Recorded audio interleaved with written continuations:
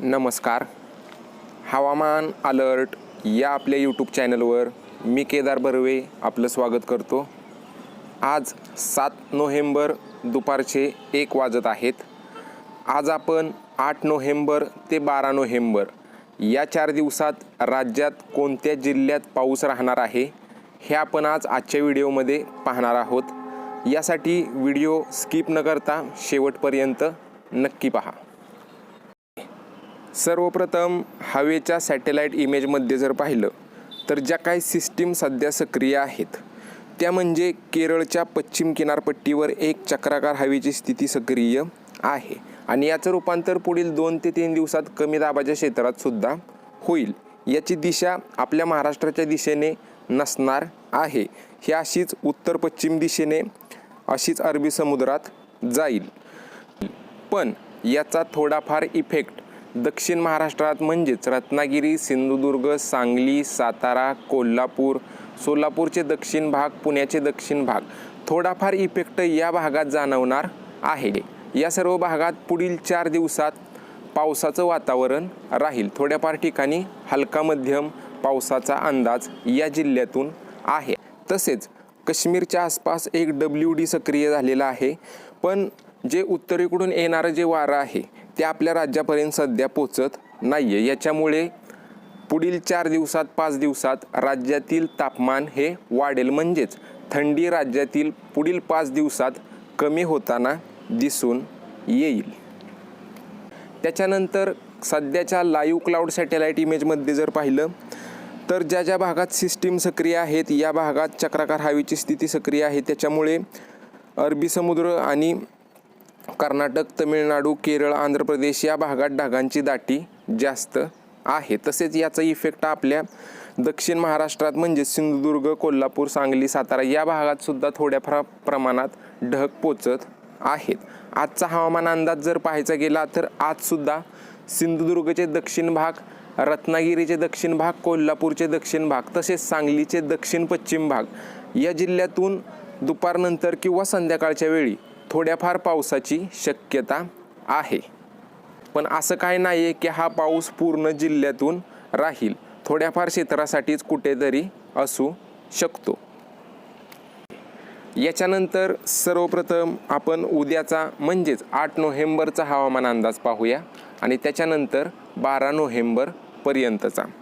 तर उद्या 8 नोव्हेंबर रोजी महाराष्ट्राच्या दक्षिण भागात म्हणजेच रत्नागिरी, सिंधुदुर्ग, कोल्हापूर, सांगली, सोलापूरचे पश्चिम दक्षिण भाग तसेच सातारचे दक्षिण भाग या भागातून थोड्याफार क्षेत्रासाठी हलक्या मध्यम पावसाचा अंदाज 8 नोव्हेंबरसाठी आहे. हा पाऊस सार्वत्रिक किंवा मोठ्या क्षेत्रावर नसेल. कुठेतरी हलका मध्यम किंवा एखाद दुसऱ्या ठिकाणी जोरदार पाऊससुद्धा होऊ शकतो. तसेच सोलापूरचे उत्तर पूर्व भाग, धाराशिव, लातूर, पुणे, सातारचे उत्तर भाग, रायगड या भागात जर स्थानिक वातावरण निर्माण झालं दुपारनंतर तर कुठेतरी हलक्या मध्यम पावसाचा अंदाज आहे. जास्त काय पावसाची शक्यता या भागातून उद्यासाठी नाही आहे. याच्यानंतर नांदेड, हिंगोली, परभणी, जालना, छत्रपती संभाजीनगर, नाशिक, मुंबई, ठाणे, रायगडचे उत्तर भाग या भागात ढगाळ हवामान पण पावसाची शक्यता उद्यासाठी म्हणजेच 8 नोव्हेंबरसाठी नाही आहे. याच्यानंतर चंद्रपूर, गडचिरोली, गोंदिया, भंडारा, नागपूर, वर्धा, अमरावती या सर्व जिल्ह्यातून ढगाळ हवामान राहील दुपारनंतर. पण पावसाची शक्यता विदर्भात सुद्धा या जिल्ह्यातून नाही आहे. उत्तर महाराष्ट्रात सुद्धा या सर्व जिल्ह्यातून पावसाची शक्यता कोणत्याच जिल्ह्यातून उद्यासाठी म्हणजेच 8 नोव्हेंबरसाठी नाही आहे. त्याच्यानंतर 9 नोव्हेंबर रोजी थोडाफार पाऊस उत्तरेकडे सरकण्याचा अंदाज आहे. 9 नोव्हेंबर रोजी रत्नागिरी, सिंधुदुर्ग, कोल्हापूर, सांगली, सोलापूर, सातारा, पुणे, रायगड या भागातून दुपारनंतर किंवा संध्याकाळच्या वेळी किंवा रात्री हलक्या ते मध्यम किंवा एखाद दुसऱ्या ठिकाणी जोरदार पावसाचा अंदाज 9 नोव्हेंबर रोजी म्हणजेच गुरुवारी आहे. हा पाऊस सार्वत्रिक असा नसेल. थोड्याफार क्षेत्रासाठी कुठेतरी होऊ शकतो.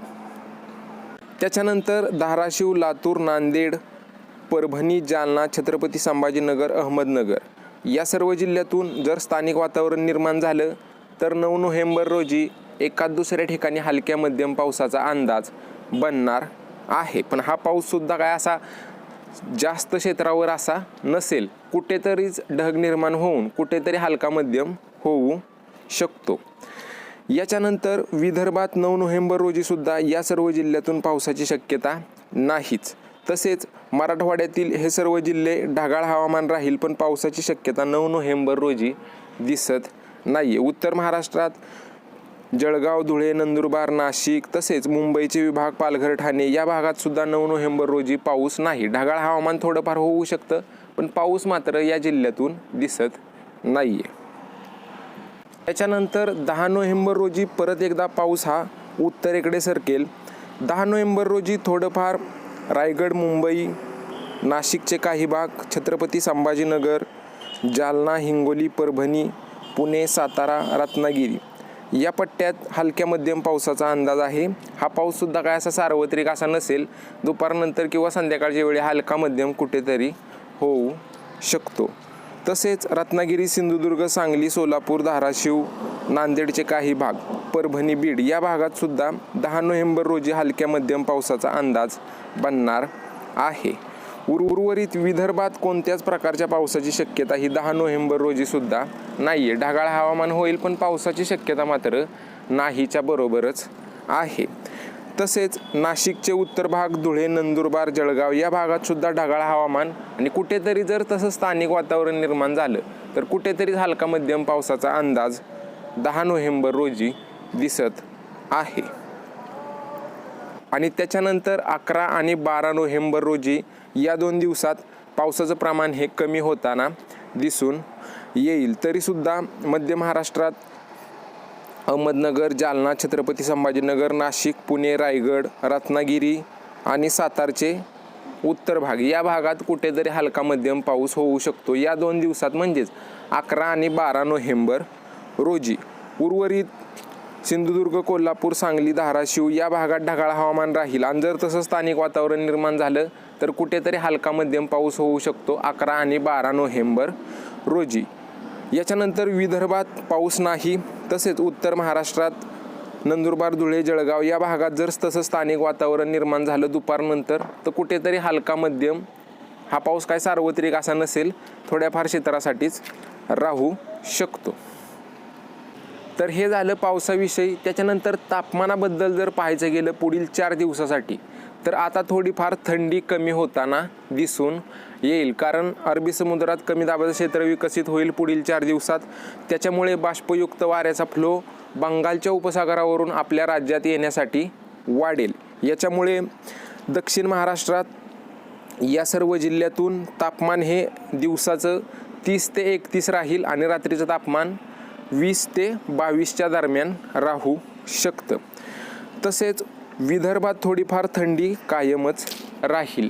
विदर्भात रात्रीचं तापमान हे थोडंफार 20 ते 18 सेल्सिअसपर्यंत राहू शकतं आणि दिवसाचं 33 ते 32 या दरम्यान राहू शकतं. उत्तर महाराष्ट्रात सुद्धा थोडंफार 11 आणि 12 नोव्हेंबरला थंडीचं प्रमाण हे कमी होताना दिसून येईल. मध्य महाराष्ट्रात सुद्धा थंडीचं प्रमाण आणि मराठवाड्यात सुद्धा थंडीचं प्रमाण हे कमी होताना दिसून येईल. उत्तर महाराष्ट्र आणि मराठवाड्यात थोडंफार रात्रीचं तापमान हे 20 ते 22 अंश सेल्सिअस आणि दिवसाचं तापमान 31 ते 32 अंश सेल्सिअसपर्यंत राहू शकतं. आता राज्यात पुढील 4 दिवसात सर्वच भागातून थोडंफार ढगाळ हवामान दिसून येईल आणि पावसाची शक्यता मागाशी सांगितल्याप्रमाणे दक्षिण महाराष्ट्रात या सर्व जिल्ह्यातून राहील.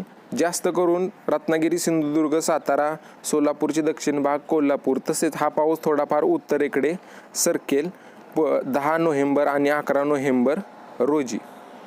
बाकी विदर्भात या कमी दाबाच्या क्षेत्राचा इफेक्ट काहीच जाणवणार नाही. या भागात कोणत्याच प्रकारच्या पावसाची शक्यताही नाही आहे. ढगाळ हवामान होईल, पण पाऊस मात्र विदर्भात नाहीच्या बरोबरच आहे. तर हा होता 8 नोव्हेंबर ते 12 नोव्हेंबरपर्यंतचा हवामान अंदाज. याच्यात थोडेफार बदल पण होऊ शकतात. त्यासाठी आपल्या यूट्यूब चॅनलला नक्की सबस्क्राईब करून ठेवा. आपण आपल्या चॅनलवर तुमच्या जिल्ह्यातील रोजच्या पावसाच्या व तापमानाच्या अपडेट व्हिडिओ टाकतच असतो. यासाठी तुम्ही सबस्क्राईब करून ठेवा, जेणेकरून हे सर्व व्हिडिओ आहेत ते तुमच्यापर्यंत पोचतील. आणि हा व्हिडिओ तुमच्या शेतकरी मित्रांना पण नक्की पाठवा, जेणेकरून ही जी अपडेट आहे ती त्यांच्यापर्यंत पोहोचेल. धन्यवाद मित्रांनो.